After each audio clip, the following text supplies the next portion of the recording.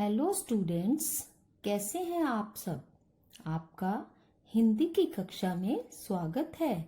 तो सभी बच्चे अपनी अपनी हिंदी व्याकरण की बुक वसुधा भाग 6 का पेज नंबर 47 खोल लीजिए। साथ ही अपनी रफ कॉपी और पेंसिल भी निकाल कर ध्यान पूर्वक आज का सेशन अटेंड कीजिए। आज का हमारा टॉपिक है पाठ 7 संज्ञा। संज्ञा यानी नाम, नाउन। बच्चों, इस टॉपिक को पढ़ाने का हमारा उद्देश्य आपको यह समझाना है कि इस दुनिया में हर वस्तु, प्राणी, जानवर, स्थान का एक नाम होता है जिससे उनकी पहचान होती है। ये आप पिछली कक्षाओं में भी पढ़ चुके हैं। जैसा आपका भी एक नाम है, आप अपने नाम से पहचाने जाते हो। आपके स्कूल का, आपके शहर का, आपके माता पिता का भी एक नाम है। माता पिता आपको बहुत प्यार करते हैं, तो प्यार भी एक नाम है।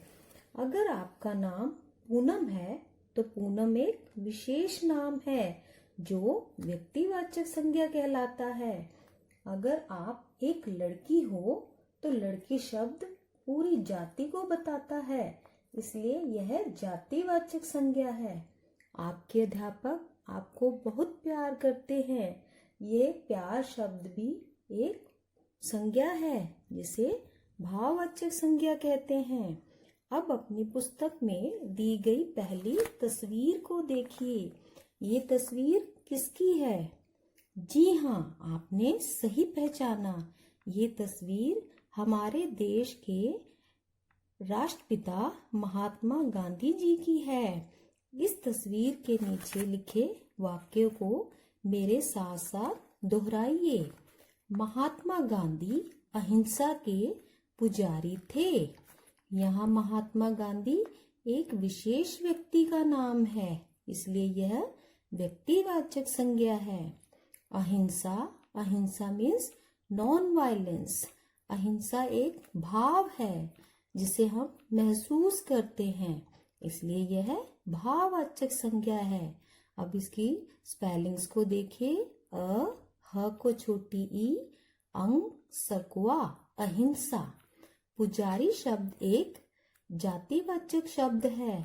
यह पुजारी पूरी जाति को बताता है, इसलिए इसे जातिवाचक संज्ञा कहते हैं। अब अपनी पुस्तक में दी दूसरी तस्वीर को देखिए। ये किसकी तस्वीर है? जी हाँ, बिल्कुल सही, ये लाल किले की तस्वीर है। लाल किला दिल्ली में है। अब इस वाक्य को मेरे साथ दोहराइए। लाल किला दिल्ली में स्थित है। लाल किला एक विशेष इमारत का नाम है, इसलिए यह व्यक्तिवाचक संज्ञा है। दिल्ली एक विशेष स्थान का नाम है, इसलिए यह जातिवाचक संज्ञा है। तो इस पुस्तक में आए लाल शब्द महात्मा गांधी व्यक्ति का, अहिंसा एक भाव का, पुजारी एक जाति का, लाल किला एक वस्तु का या इमारत का तथा दिल्ली एक स्थान का नाम है। तो आपने देखा, इन सब के नाम हैं जिनसे इनकी पहचान हो रही है। तो संज्ञा की परिभाषा देखिए। किसी व्यक्ति, वस्तु, स्थान अथवा भाव के नाम को संज्ञा कहते हैं। संज्ञा यानी नाम। सबसे पहले हम संज्ञा का पहला उदाहरण व्यक्तिवाचक संज्ञा पढ़ेंगे। आइए पहले इसके दिए उदाहरणों पर नजर डालें। रानी लक्ष्मीबाई भारतीय वीरांगना थी। यहाँ रानी लक्ष्मीबाई विशेष व्यक्ति का नाम है, इसलिए यह व्यक्तिवाचक संज्ञा है। वीरांगना, वीरांगना का अर्थ है वीर नारी, वीर स्त्री। यह एक भाव है, इसलिए यह भाववाचक संज्ञा है। आइए इसकी स्पेलिंग को दोहराएं। व को बड़ी ई, र को आ, ऊपर अंग, ग न को आ, वीरांगना। अगला उदाहरण रामायण तथा भगवत गीता हमारी पवित्र पुस्तकें हैं। यहाँ रामायण तथा भगवत गीता विशेष पुस्तकों के नाम हैं, इसलिए यह व्यक्तिवाचक संज्ञा है। पुस्तके शब्द पूरी जाति का बोध कराता है, इसलिए यह जातिवाचक संज्ञा है। अगला, चेतक महाराणा प्रताप का घोड़ा था। यहाँ चेतक एक विशेष घोड़े का नाम है जो व्यक्तिवाचक संज्ञा है। महाराणा प्रताप एक विशेष व्यक्ति का नाम है जो व्यक्तिवाचक संज्ञा है। घोड़ा एक विशेष जाति का बोध कराता है, इसलिए यह जातिवाचक संज्ञा है। ताजमहल को विश्व का आश्चर्य माना जाता है। ताजमहल एक विशेष इमारत का नाम है, इसलिए यह व्यक्तिवाचक संज्ञा है। तो वाक्यों में रानी लक्ष्मीबाई, रामायण, भगवत गीता, चेतक, महाराणा प्रताप तथा ताजमहल किसी विशेष व्यक्ति, प्राणी, वस्तु अथवा स्थान के नाम का बोध करा रहे हैं, इसलिए ये सभी शब्द व्यक्तिवाचक संज्ञा है। तो आइए इसकी परिभाषा को पढ़ते हैं। जिस शब्द से किसी विशेष व्यक्ति, प्राणी, वस्तु अथवा स्थान का पता चले उसे व्यक्तिवाचक संज्ञा कहा जाता है। बच्चों, अब पेज नंबर 48 निकाल लीजिए। अब हम संज्ञा का दूसरा भेद जातिवाचक संज्ञा को पढ़ेंगे। सबसे पहले इसके दिए गए उदाहरणों को मेरे साथ साथ दोहराइए। पहला, कक्षा में अध्यापक पढ़ा रहे हैं।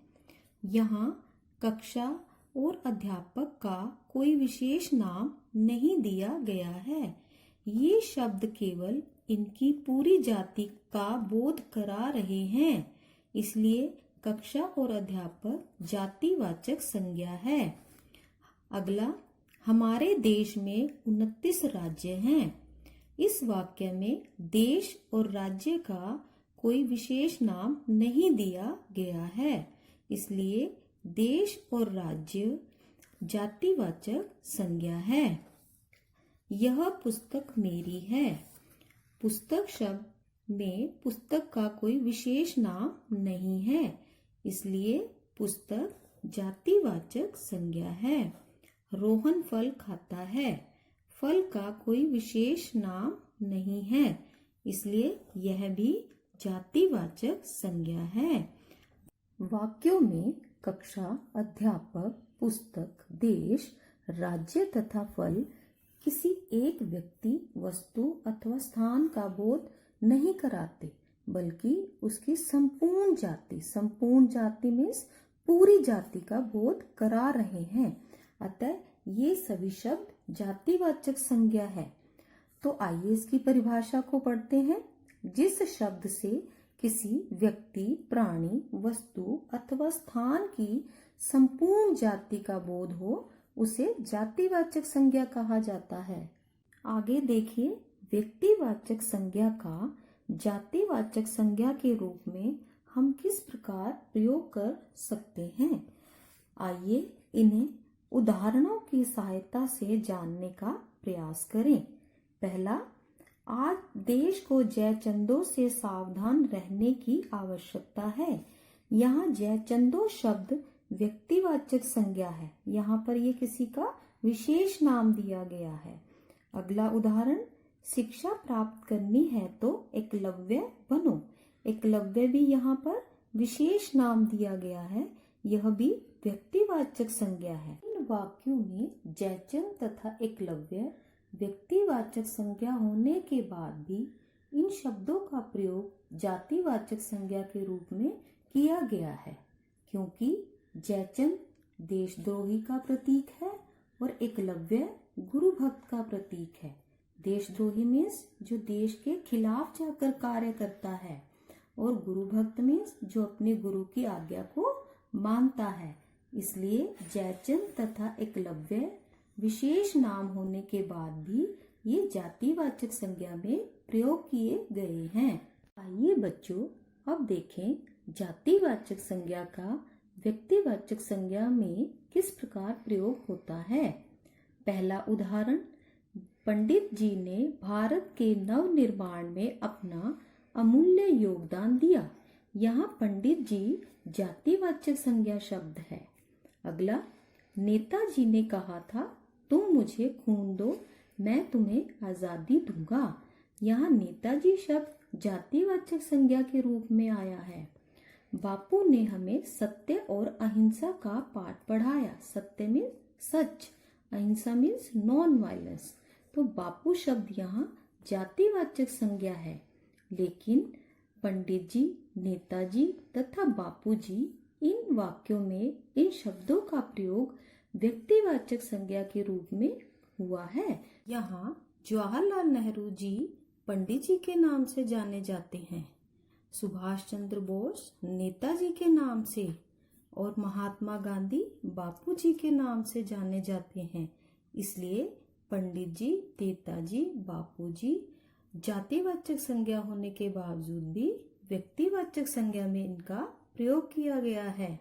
जो अब हम संज्ञा के तीसरे भेद भाववाचक संज्ञा को पढ़ते हैं। सबसे पहले इनके उदाहरणों को देखिए, मेरे साथ साथ इनको पढ़िए। पहला, बचपन के दिन कितने अच्छे थे। बच्चों, बचपन का भाव हम किस में देखते हैं? बिल्कुल सही, बचपन का भाव बच्चों में देखा जाता है। अब हम बच्चे को तो छू सकते हैं, लेकिन बचपन को छू नहीं सकते, क्योंकि यह एक भाव है, हम इसे महसूस कर सकते हैं। तो यहाँ बचपन शब्द भाववाचक संज्ञा है। अगला, मनु सदैव सत्य बोलता है। सत्य शब्द को हम महसूस करते हैं, इसलिए यह भाववाचक संज्ञा है। सैनिक वीरता से लड़ते हुए शहीद हो गए। वीरता मीन्स बहादुरी, तो वीरता शब्द को हम महसूस करते हैं। अगला, अधिक क्रोध मत करो। क्रोध, क्रोध मीन्स गुस्सा, तो क्रोध को भी हम महसूस करते हैं।